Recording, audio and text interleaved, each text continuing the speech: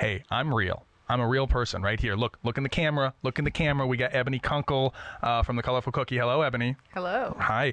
We're talking about fun things to do in Fargo, okay? And this is just outside of Fargo. I looked it on a map. It's a town called Aronia. It's just north of Casselton's. That's correct. Right? Over in Amina, North Dakota. So it's like a 40-minute drive. Yeah. Something like that. Something like that. It's not bad in the Midwest. We just drive. The European mind cannot comprehend the 40-minute drive.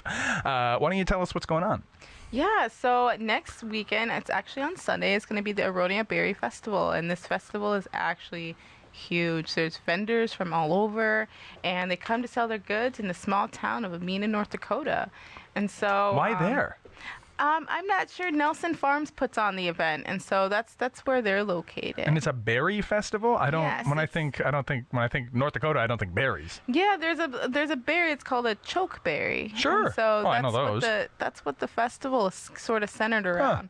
And so I'm trying to come up with a cool cookie to. Yeah, well, a chokeberry cookie. Yeah. Okay. Are chokeberries like a North Dakota thing? I didn't know that. I'm not sure. This is the first time, actually, the first year I've actually heard of them. So. Okay, so you've never been to this festival before? Never. Do you have any idea what to expect? Like, what's it going to be like when you go there? Have you ever been out to Aronia, or it's not? Aronia is not the name of the town. Correct. Or It's Amina. Amina. Yes. Okay. What's Aronia then? That's the name of the farm? That's the name of the festival. Okay. What's that named after, though? Is that is that a person's name? I'm not sure. Okay. Okay. All right. So you're driving out to the Aronia Berry Festival. What are your expectations? What are you hoping to see there? You're going to be a vendor? Yes, I'm going to be a vendor there. And so my expectations are it's going to be a huge crowd. Somebody told me about it last year, right when it was happening. And they said, hey, check it out. You should go.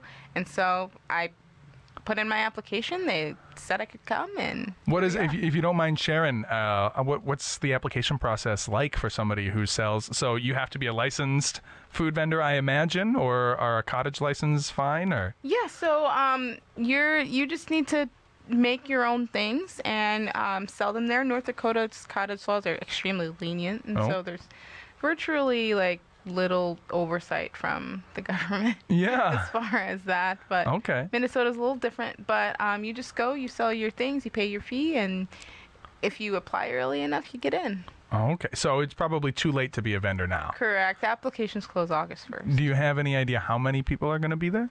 About over 60 vendors. So 60 vendors? Over that. How many cookies are you making and bringing there yourself?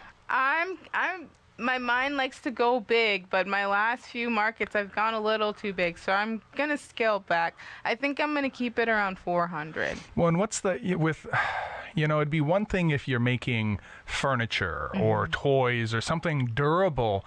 Cookies have a shelf life. They do. Right? So if you overshoot your mark, then what are you gonna do?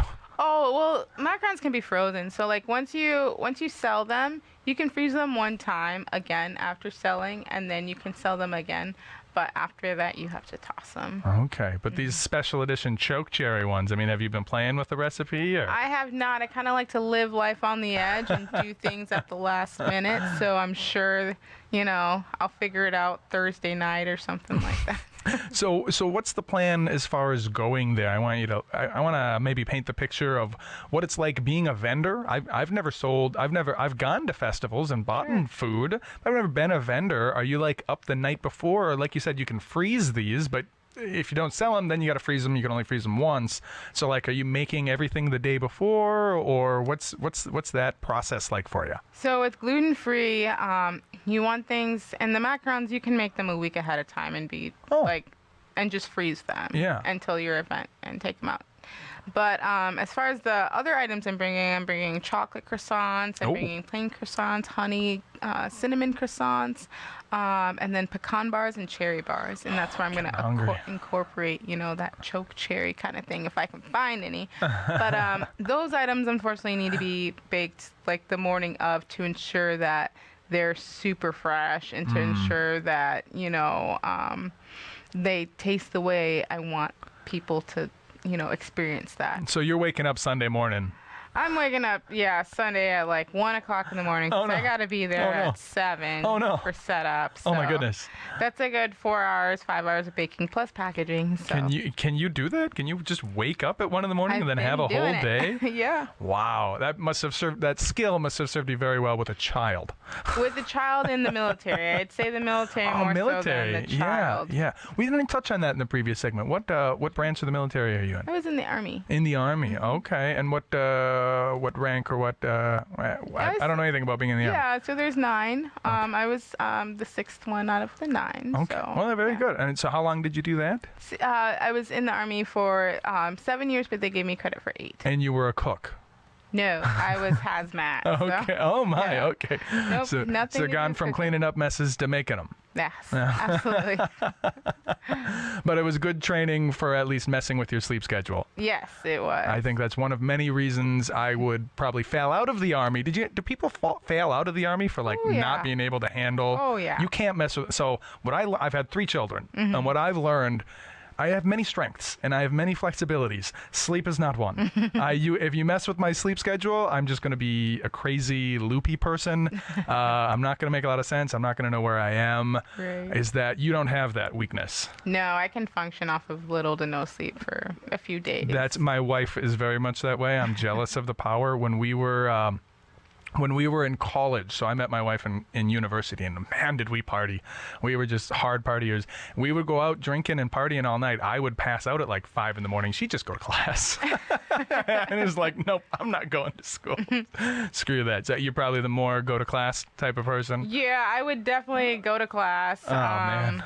I would not skip. That's quite the power that you have. All right. Well, one more time, where and when is this festival? How do they get to it? Is there an entry fee, or you just drive out there, or how do you attend? I think the event is free to the public. Yeah. And so, you that's just great. drive up there and you enjoy what they have. There's music. There's lots of different options for shopping. Yeah. Yeah, there's so many options. Is it all like foodstuffs, or are they selling like handmade? Yes, it'll be a lot of handmade things. My friend Tara from Carried Away Bath, she does soaps and whatnot. She'll be out there, and it's just lovely. Like, everything is amazing that they have there. Well, and so is this an outdoor event? Yes. I'm imagining you're out in rural. So this is the North Dakota you were talking about, where probably no stoplights or anything. You're out there, big open sky. To me, when I came home from Japan, that was the biggest shock to me coming back to Fargo, was how flat everything is. Yeah. Right? When you're back, like out in Detroit, they have tall buildings, right? In Washington, right? Like there's a skyline. We don't really have skylines here. You're just out there, and it's just like, oh my God, sky. Well, yeah. I mean, I lived in Korea for 2 years, so I know the shock of coming back coming to home. America. Yeah. It's called reverse culture shock, and it's very real. And you did live in Korea.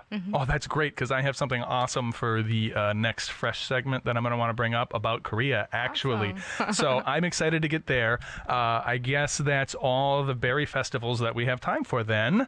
We're going to come back with the next segment, Fargo Fresh, so don't go nowhere.